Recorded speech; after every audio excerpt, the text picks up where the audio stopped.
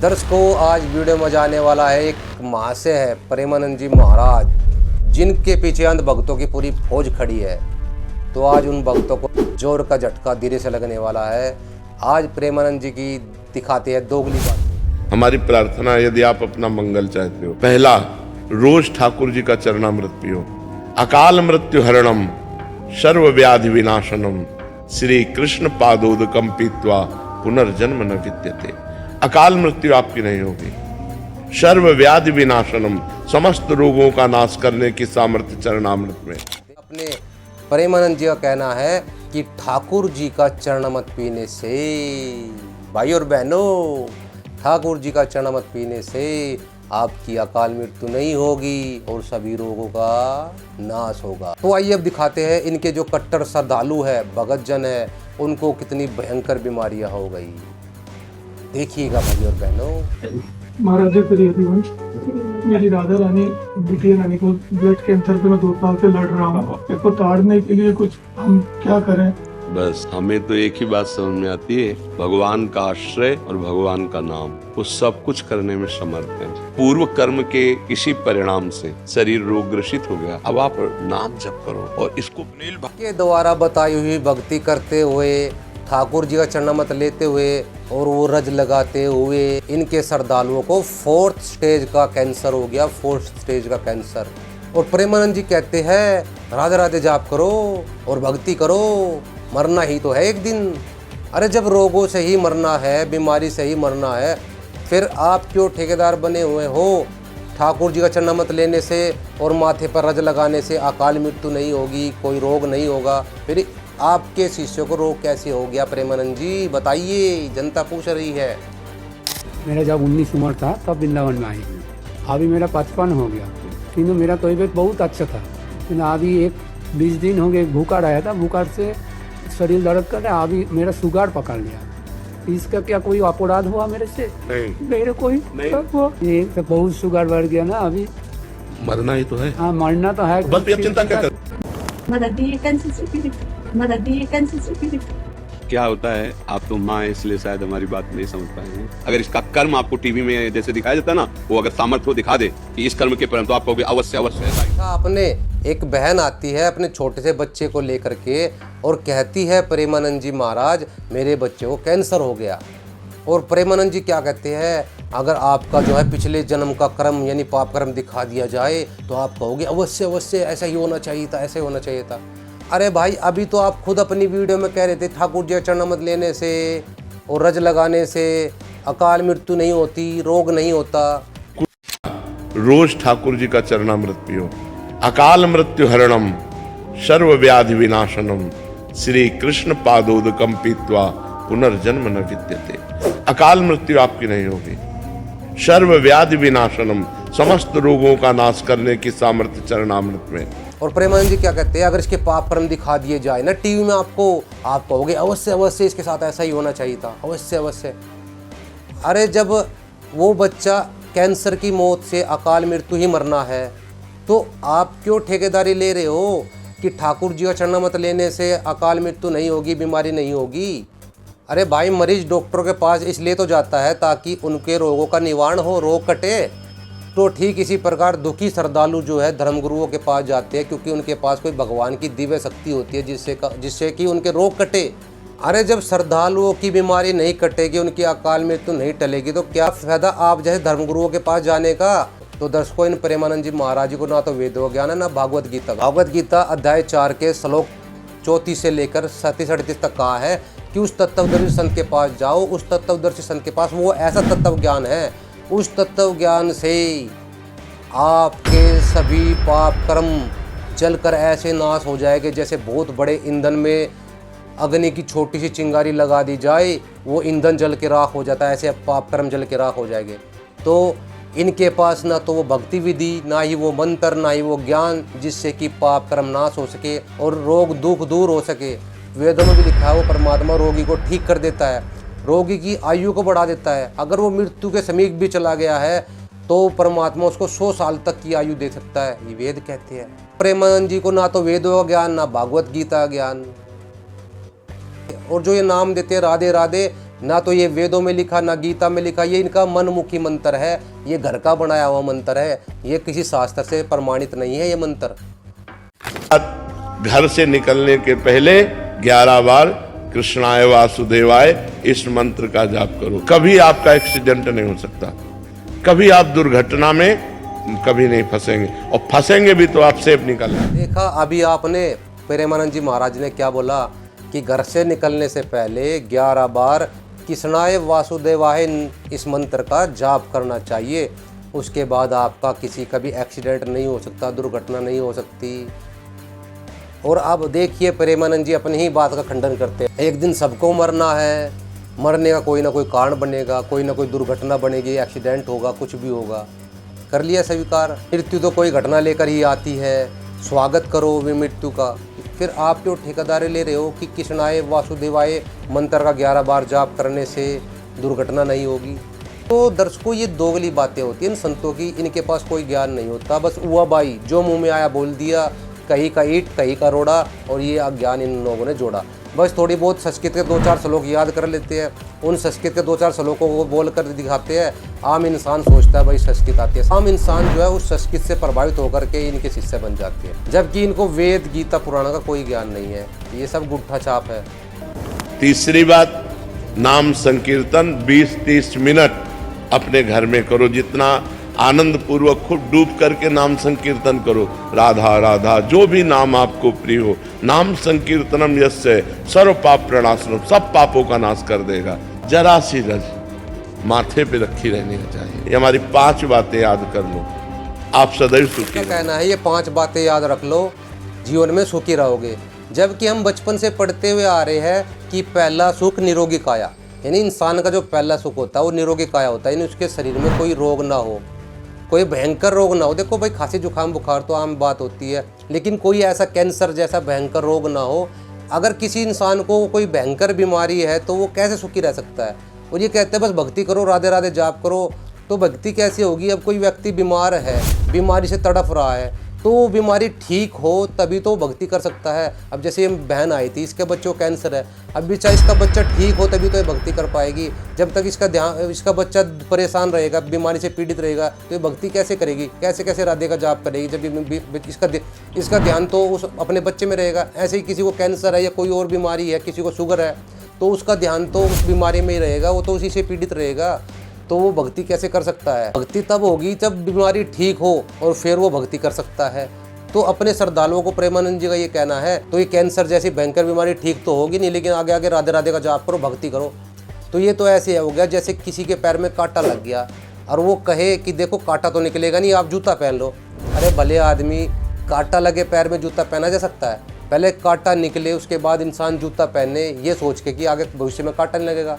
तो जो इंसान बीमारी से पीड़ित है तो उसकी वो बीमारी कटे, और फिर वो भक्ति इस डर से करेगा कि ताकि वो बीमारी दोबारा ना लग जाए, ठीक है, फिर वो भक्ति करेगा। तो सतगुरु रामपाल जी महाराज इस समय पूर्ण गुरु है इस धरती के ऊपर, उनके पास कंप्लीट मोक्ष मार्ग है, उनके पास यथार्थ मंत्र है जिससे हमारी भयंकर से भयंकर बीमारी कटेगी। गरीबदास जी कहते हैं, सतनाम की औषधि खरी नियत से खाए, अंग रोग व्यापे नहीं महारोग मिट जाए। इन सतगुरु रामपाल जी महाराज जी के पास वो मंत्र है, यथार्थ मंत्र है, यथार्थ भक्ति विधि है, यथार्थ ज्ञान है। उससे क्या होगा, आपकी भयंकर से भयंकर बीमारी भी कटेगी, भयंकर से भयंकर बीमारी कटेगी, यहाँ की कैंसर तक की ठीक हो जाएगी। और दूसरी महारोग कटेगा। महारोग यानी कि जन्म और मरण का रोग, जो 84 लाख योनि में जाते हैं, कभी पशु पक्षी की योनि में जाते हैं, सबसे भयंकर महारोग ये जन्म मृत्यु कटेगा। ये आत्मा जो है उस सचलोक सचखंड अमरलोक में चली जाएगी, जहाँ से लौटकर फिर संसार में कभी नहीं आती। पूरे शरीर में रज लगाए और कोई आपको श्राप दे दे, उसका सांप वापस होके उसी को लगेगा, आपके पास नहीं जाएगा। फेंको अपनी पूरी शक्ति के साथ फेंको। दैहिक दैविक भौतिक ताप तीनों आपको जला नहीं सकते। बड़े से बड़ा रोग हो, आप रज का सेवन करो, वो रोग आप पे हावी नहीं हो सकता। देखो फिर से इन्होंने एक झूठ बोला। इन्होंने कहा कि रज को लगाने से, रज का सेवन करने से आपके ऊपर कोई श्राप नहीं लग सकता, और ये आपके ऊपर जो तीनों ताप जो होते हैं ये आपके ऊपर असर नहीं कर सकते, तीनों ताप। तो प्रेमानंद जी सरासर झूठ बोल रहे हैं। आपको आगे प्रमाण के साथ दिखाएंगे पुराणों से कि राधा रानी भी श्राप से नहीं बच पाई, उनको भी श्राप भोगना पड़ा। और यहाँ तक कि श्री कृष्ण जी और विष्णु जी, इनको भी श्राप भोगना पड़ा। ये भगवान खुद श्राप से नहीं बच पाए। तो समझने की बात है कि जो इष्ट देव है, जो राधा रानी जी, कृष्ण जी है, जो भगवान है, वे खुद श्राप नहीं काट सके, वो खुद श्राप से नहीं बच पाए, तो उनके पुजारी श्राप से कैसे बच जाएंगे? क्या ये पुजारी इन भगवानों से भी बड़े हैं क्या? जैसे नारद जी ने विष्णु जी को श्राप दिया था कि जैसे मैं पत्नी वियोग में तड़प रहा हूँ, एक समय आप भी पत्नी वियोग में तड़पोगे। तो विष्णु जी उस श्राप को भोगने के लिए राम रूप में आए, तो सीता जी के साथ उनका विवाह हुआ और पूरा जीवन जो है वो पत्नी वियोग में तड़पे विष्णु जी। और दुर्वासा जी ने श्री कृष्ण जी को श्राप दिया था कि यादव कुल का नाश होगा, तो श्री कृष्ण जी की आंखों के सामने पूरा यादव कुल आपस में लड़कर मर गया। और श्री कृष्ण जी भी यादव थे, अंत में उनके भी पैर में एक शिकारी ने तीर मारा और श्री कृष्ण जी की मृत्यु हो गई। तो एक श्राप को श्री कृष्ण जी नहीं काट सके, श्री कृष्ण जी और सभी यादवों को वो श्राप भोगना पड़ा।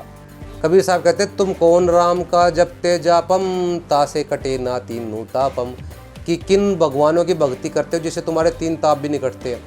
जिस समय महाभारत का युद्ध हुआ था, उस समय करोड़ों लोग महाभारत के युद्ध में मारे गए थे, करोड़ों स्त्रियां विधवा हुई थी, करोड़ों बच्चे अनाथ हुए थे।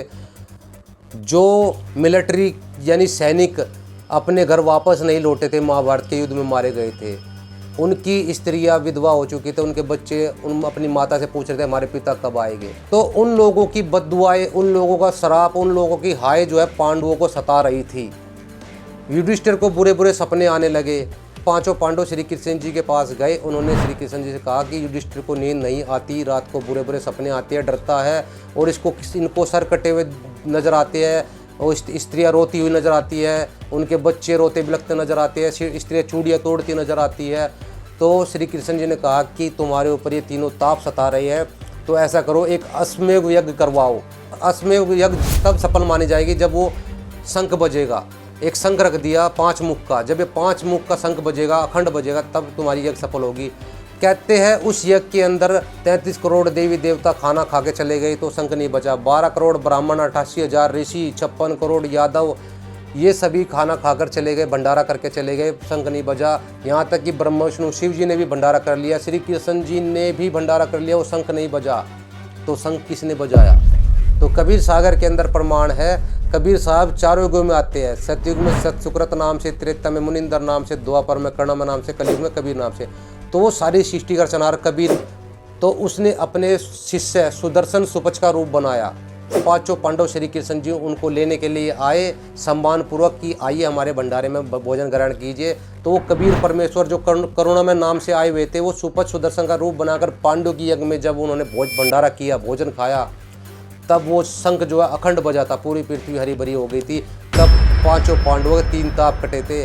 तुम कौन राम का जपते जापम, तासे कटे ना तीनों तापम, यानी ब्रह्मा विष्णु महेश राम कृष्ण से तो ये 3 ताप भी नहीं कट सकते, पाप नाश की तो बहुत दूर की बातें हैं। तो वो सारी सृष्टि का रचनार, जिसको गीता के अंदर परम अक्षर ब्रह्म कहा है, जिसको संतों ने सतपुरुष कहा है, पूर्ण ब्रह्म कहा है और अमर पुरुष कहा है, वो परमात्मा, वो कबीर देव, वो सारी सृष्टि का रचनार है। उसके हाथ में कलम है, वो राष्ट्रपति है, उसकी कलम से ही ये पाप नाश हो सकते हैं, तीनों ताप कट सकते हैं, और जो है अकाल मृत्यु तक टल सकती है और सभी रोगों का नाश हो सकता है। और वो कबीर परमात्मा आज वर्तमान में संत रामपाल जी महाराज जी के रूप में धरती पर विराजमान हैं। उनके पास वर्ड पावर है, शब्द शक्ति है।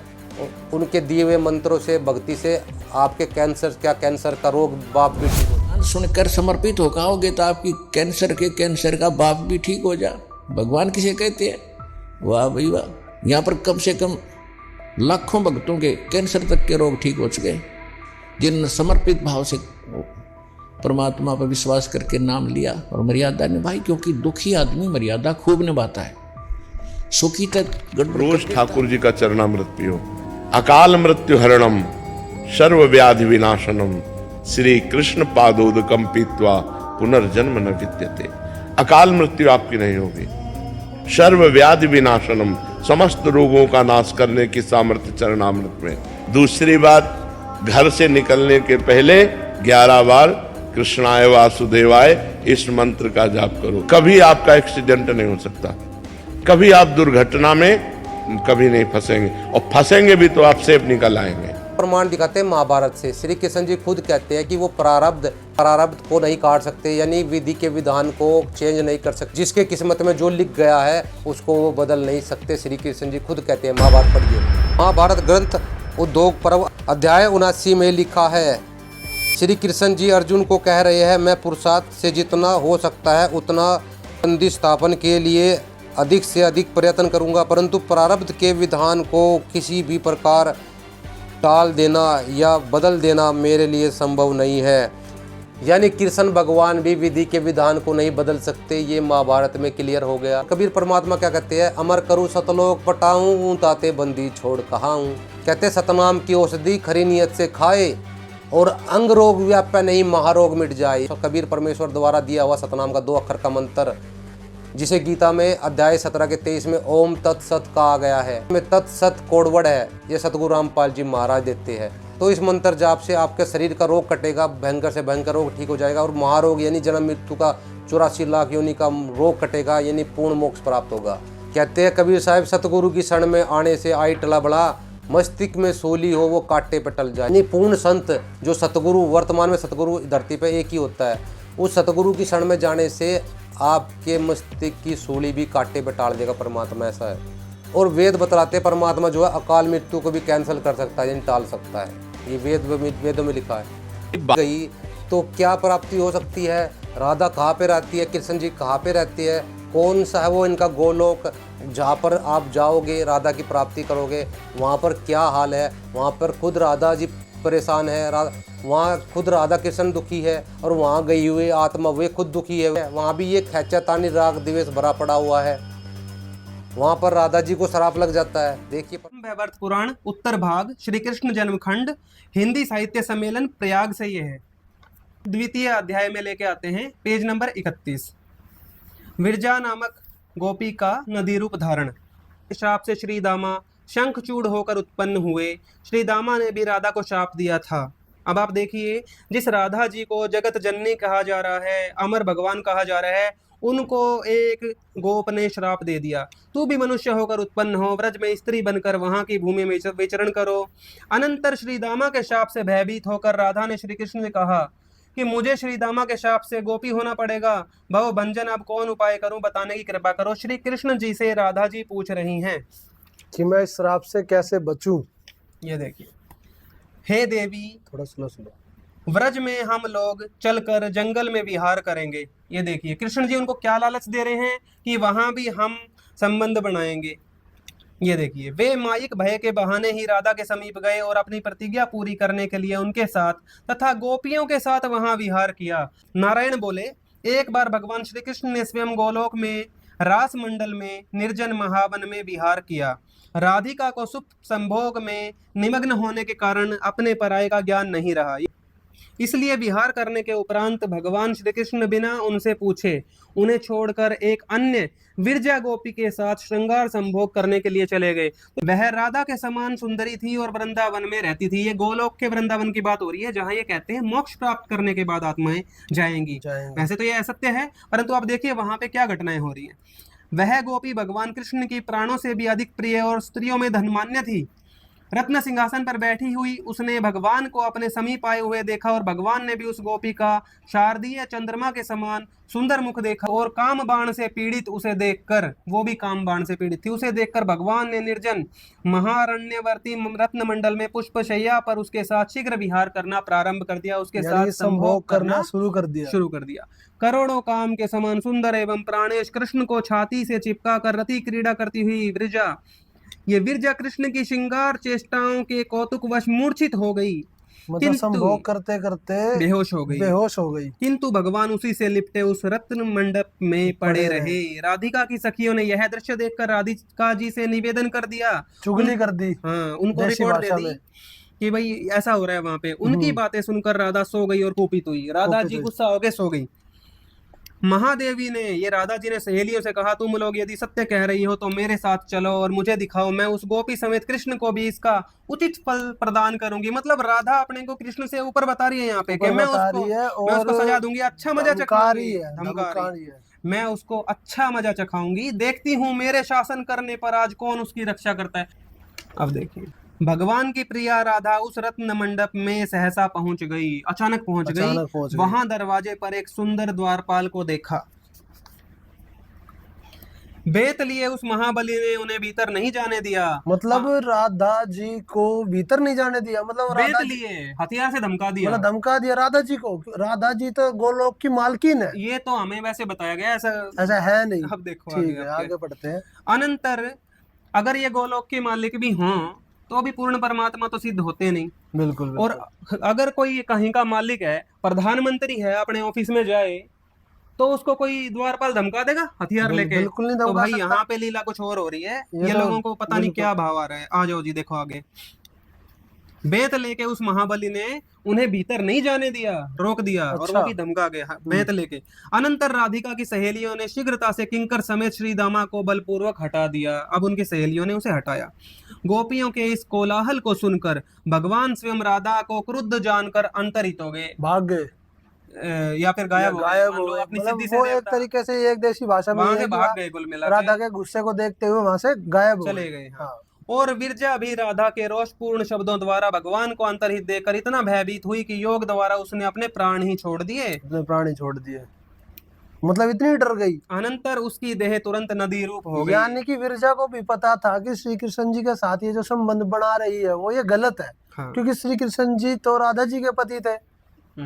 अब किसी के पति से हम गलत संबंध बनाएंगे तो फिर वो तो ऑटोमेटिकली सभी को पता है ये गलत चीज है। तो इसी कारण से वो रंगे हाथों पकड़े गए, रंगे हाथों पकड़े गए, इसलिए वो उन्होंने प्राण छोड़ दिए। अब आगे देखते हैं। पर ये प्राण छोड़े ये बात भी पूरी सत्य नहीं है। आगे देखो आप। अनंतर श्री कृष्ण ने अपनी प्रेयसी विरजा को, अपनी प्रेयसी मतलब प्रेमिका विरजा को नदी रूप में देखकर उसके जल से मनोहर तट पर उच्च स्वर से रोदन करना आरंभ किया। श्री कृष्ण जी रोने लगे। मतलब वहां भी राग द्वेष भी कहा, प्रेयसियों में अति श्रेष्ठ, मतलब मेरी प्यारियों में भी अति श्रेष्ठ, तुम शीघ्र मेरे पास आ जाओ। हे सुभागे, हे सुंदरी, तुम्हारे बिना मैं जीवित कैसे रहूंगा। मतलब इतना मोह। ये तो किसी की, भाई मैंने पृथ्वी पे जो देखा है ना, किसी की प्रेमिका अगर उससे दूर हो जाए तो वो आदमी रोता है बैठ के।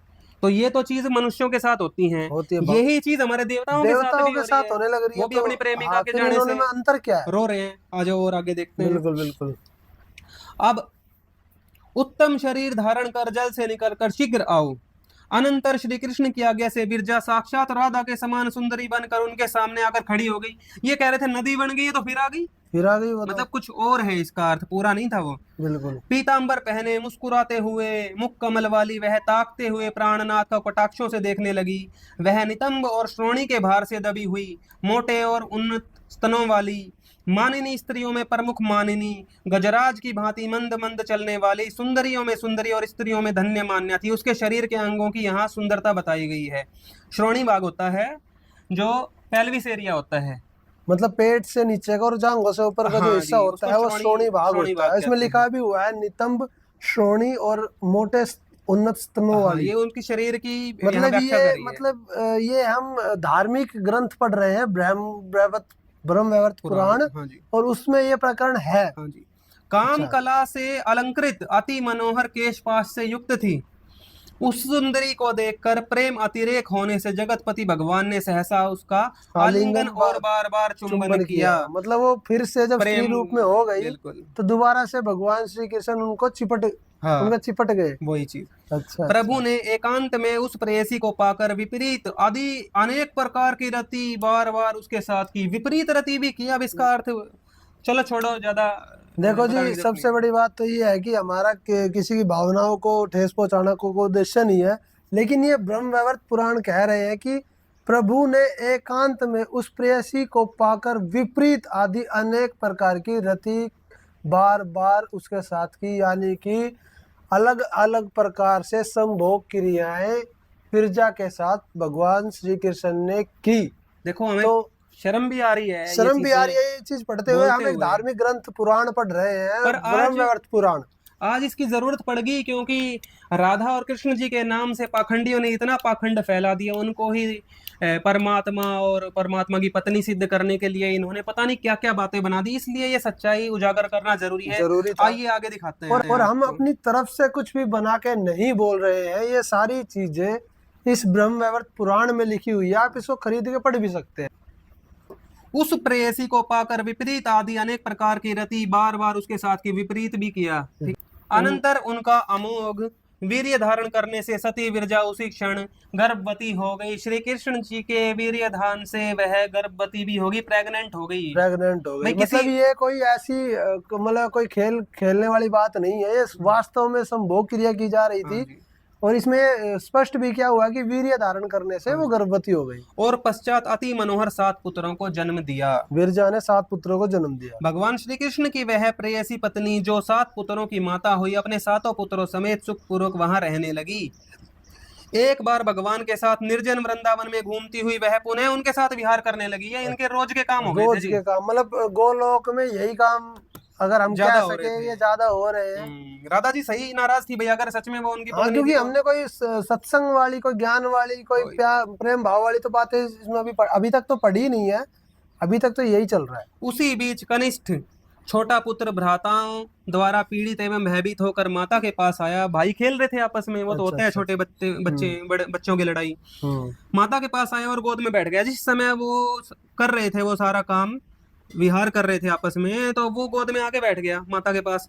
कृपा निधान भगवान ने अपने पुत्र को भीत देकर विरजा का त्याग कर दिया। फिर उन्होंने विरजा को वहां छोड़ दिया। मतलब जैसे कि एक आम व्यक्ति जो आचरण करता है कि मतलब कोई पत्नी के प्रति अगर उसका प्रेम भाव जागरूक हो रहा है और कोई डिस्टर्ब कर दे आके, तो उसका मन दुखी हो जाता है और वहां से चला जाता है। वही हुआ, सेम वही आचरण श्री कृष्ण जी कर रहे थे गोलोक में। इसका मतलब गोलोक में भी दुख पीड़ाएं हैं बहुत ज्यादा। और जब वहां भी सेम चीजें हैं, तो यहाँ पूरी जिंदगी भक्ति करके फिर गोलोक जाने का फायदा क्या हुआ? नहीं, सतलोक जाने में फायदा है, मोक्ष करवाने में फायदा है। बिल्कुल बिल्कुल। उसे शोक सागर में निमग्न जानकर राधिका पति भगवान श्री कृष्ण पुनः उसके पास आए, जिनका मुख अरविंद मंदहास कर रहा था। अपने कांत भगवान को देखते ही उसने शोक और रोदन दोनों का त्याग कर दिया। आनंद सागर में वह मग्न हो गई। काम पीड़ित होने के नाते उसने भगवान को अपने अंक में कस लिया और भगवान ने उससे प्रीति पूर्वक कहा, कांते मैं नित्य तुम्हारे स्थान पर निश्चित रूप से आऊंगा। अब कृष्ण जी वादा भी कर रहे हैं कि मैं अपनी पत्नी को छोड़ के बार बार तुम्हारे पास आया करूंगा। राधा के समान ही तुम मेरी प्रिया होगी। अब बताओ, लोग कहते हैं और विरजा भी, लोग कहते हैं कि राधा और कृष्ण तो एक हैं, यहाँ तो तीसरी भी आगे लव ट्रायंगल बन रहा है एक तरीके से। ये तो बिल्कुल कृष्ण जी तो उनको राधा के समान स्थान दे रहे हैं। लोग कह रहे हैं कि राधा के जैसा कोई दूसरा नहीं है। तो इसका मतलब लोगों को राधा जी की भक्ति छोड़ के अब विरजा विरजा भी करना चाहिए। जैसे राधे राधे राधे करवाते हैं, ऐसे विरजा विरजा भी करना चाहिए इसको पढ़ के। तो अगर कृष्ण जी की प्रेयसी की ही भक्ति करनी है तो विरजा की भी करी जा सकती है। और प्रेमानंद जी तो ऐसे ही करवाते हैं। उनसे तो कोई पूछता है कि उसकी कर लूं, रावण की कर लूं, कर लो। तो वो अगर कोई विरजा की पूछेगा ना, मुझे पक्का यकीन है। देखो जी, प्रेमानंद जी तो एक नकली है गुरु, उनके पास तो कोई ज्ञान नहीं है। उनको तो कोई ये कहता है कि रावण की भक्ति तो रावण की कर लो, किसी की भी कर लो, करवा देंगे विरजा की भी। तो अगर सबकी ही भक्ति करनी है तो फिर एक भगवान क्यों, एक में द्वितीय ब्रह्म क्यों?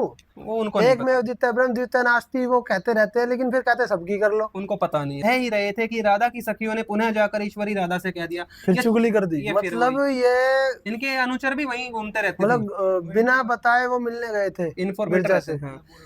जिसे सुनकर राधा देवी क्रुद्ध होकर कोप भवन में चली गई। वो फिर से क्रुद्ध हो गई। इसी बीच भगवान श्री कृष्ण राधा के पास आए। हे नारद, श्री दामा के साथ भगवान राधिका के दरवाजे पर खड़े हुए कि रासेश्वरी राधा ने उन्हें सामने देखकर रुष्ट होकर कहना आरंभ किया, हे हरे, गोलोक में हमारे समान तुम्हारी अनेक कांताएं हैं। मतलब सिर्फ विरजा नहीं थी, और भी थी, और भी श्री कृष्ण जी राधा जी ताने मार रही है कि तुम्हारी तो बहुत सारी ऐसी प्रेमिकाएं हैं, उनके पास चले जाओ, मेरे पास क्यों आते हो। ये नाराजगी में कोई भी पत्नी नाराज होकर कहेगी। राधिका बोली, हे कृष्ण, हे विरजाकांत, मतलब विरजा के स्वामी, विरजा के पति। अपने पति को देखो कैसे नाराज होकर कह रही है। मेरे सामने से चले जाओ। हे हरे, हे चंचल, हे रति चोर, हे अति लंपट, मुझे क्यों दुख देते हो। ये अति लंपट क्या होता है युवराज भाई? अति लंपट तो भाई मुझे भी नहीं पता, ये जैमिनी से पूछते हैं। What is the meaning of the लंपट? अति लंपट। हाँ देखें। Hello Gemini. नमस्ते, मैं जैमिनी हूँ। मैं आपकी किस प्रकार सहायता कर सकता हूँ? हम ब्रह्मवैवर्त पुराण पढ़ रहे थे, तो इसमें एक अति लंपट शब्द आया है, तो क्या आप हमें अति लंपट शब्द का अर्थ बताएंगे, क्या होता है? जी बिल्कुल, अति लंपट का मतलब होता है ऐसा व्यक्ति जो दुराचारी और व्यभिचारी हो। क्या आप इस शब्द का वाक्य में प्रयोग करना चाहेंगे? हाँ। लंपट का हिंदी अर्थ है दुराचारी, जिसका आचरण अच्छा ना हो, अनैतिक व्यवहार करने वाला। व्यभिचारी, जो पर स्त्री या पर पुरुष गमन करता हो। मतलब ये लंपट शब्द व्यभिचारी के लिए राधा जी बोल रही है। कामी, अत्यधिक कामुक या वासनापूर्ण, आमतौर पर ऐसे व्यक्ति के लिए उपयोग होता है जो चरित्रहीन हो, मतलब और जिसका स्त्रियों के प्रति अनुचित रुझान हो। मतलब श्री राधा जी श्री कृष्ण जी को चरित्रहीन भी बोल रही हैं। ये तो बोल ही रही हैं, और लक्षण देख के तो इसको नकार भी नहीं सकते।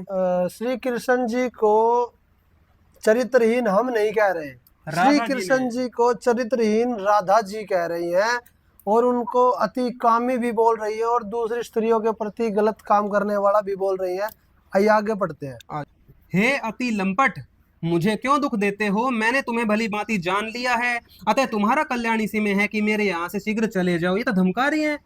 भगवान को कोई धमका के बजा सकता है? ये देखो क्या, क्योंकि हे लंपट, फिर कह रही है हे दुराचारी, हे चरित्रहीन आदमी, मनुष्यों की भांति ही तुम्हारा सदैव का व्यवहार रहा है, इसलिए तुम यहाँ गोलोक से जाकर भारत में मनुष्य योनि में रहो।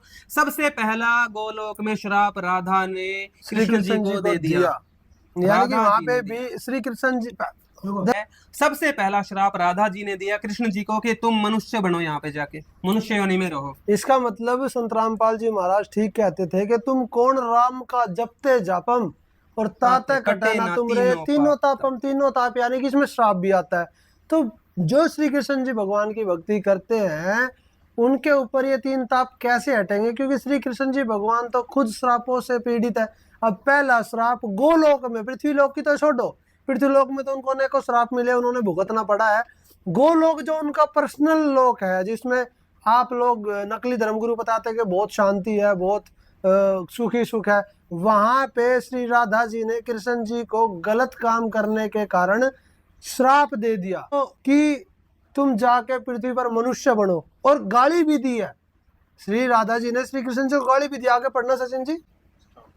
इस धूर्त को यहाँ से दूर हटाओ। ये धूर्त और भी गालियां, अभी तो गालियों की बौछार हो रही है। इस धूर्त को यहाँ से हटाओ, इसका यहाँ क्या प्रयोजन है? अच्छा, आगे देखो।